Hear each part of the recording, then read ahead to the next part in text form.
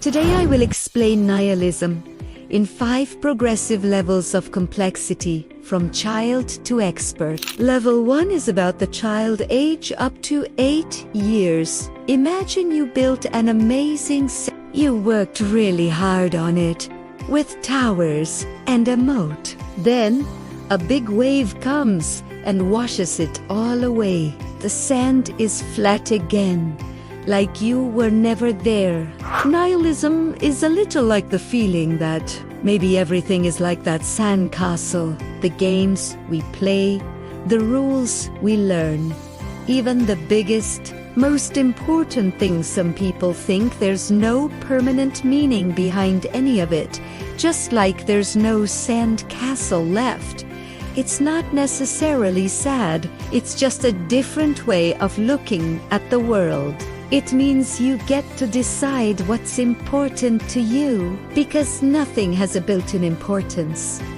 Now, let's talk about level 2, which focused on teenager, aged 14 years. You know that feeling, when you realize the things adults told you were absolute truth are more complicated, or when you see a news story that makes the world seem chaotic and unfair. Nihilism takes that to a philosophical conclusion. It's the idea that life has no inherent meaning, purpose, or intrinsic value. There's no grand plan from a god. The universe doesn't care about justice, and the rules of society are just made-up agreements, not sacred truths. This can sound depressing, and it can be. But it's also liberating. If there's no script, you have to write your own. To catch this, you also have to face the responsibility and anxiety that comes with that freedom. It's the ultimate question everything mindset. And now look at level 3, which includes college student, aged about 20 years. Nihilism is a philosophical position, most famously associated with Friedrich Nietzsche, that declares the absence of a foundational basis for meaning, morality, or knowledge. It's not just a mood, it's a critical response to the collapse of metaphysical frameworks like religion or belief in absolute progress. Let's talk about level 4. Graduate student, age 25 years or more. Nihilism is not a unified doctrine but a spectrum of negations emerging from post-theological and post-enlightenment thought. We must distinguish passive nihilism, the resignation and despair that can come from the loss of meaning. This is often what pop culture depicts: a defeatist, nothing matters. Active nihilism, Nietzschean, the destructive force that actively clears away decaying value systems, making space for new creation. It's a willful embrace of the absurd. Furthermore, we can map it onto other domains. Epistemological nihilism denies the possibility of certain knowledge or truth. Political nihilism, for example, 19th century Russian movement, seeks the destruction of social and political structures for rebirth. The crucial philosophical pivot is the response to nihilism. For Nietzsche, it's valley creation. For Albert Camus, it's rebellion living fully and with passion, in spite of the absurd.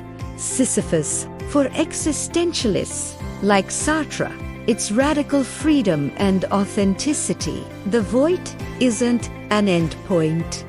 It's the condition for authentic existence. Finally, talk about level 5, which includes expert and adults. Nihilism represents the terminal point of Western metaphysics, the logical conclusion of a trajectory that begins with Plato as separation of the true world of forms from the apparent world, the death of God, the collapse of the transcendent, guarantor of meaning, unveils the abyss of groundlessness, abgrund, at the foundation of all values. Heidegger interpreted Nietzsche's nihilism not as an endpoint, but as the essential movement of Western history, the process by which the highest values devalue themselves.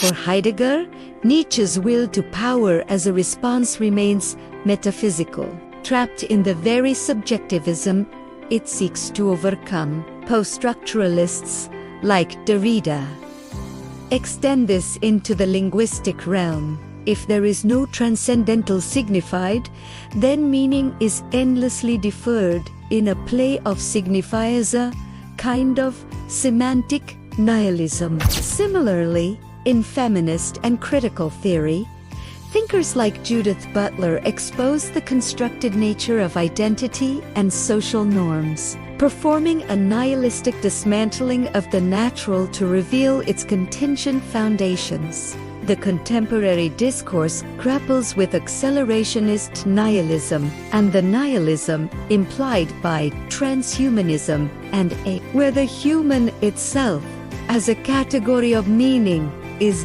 diseased. The expert view sees nihilism not as a belief one holds, but as the horizon of our condition, the uncanny backdrop against which all contemporary philosophy, ethics, and art must now articulate itself, whether through negation, affirmation, or a paradoxical synthesis of the two.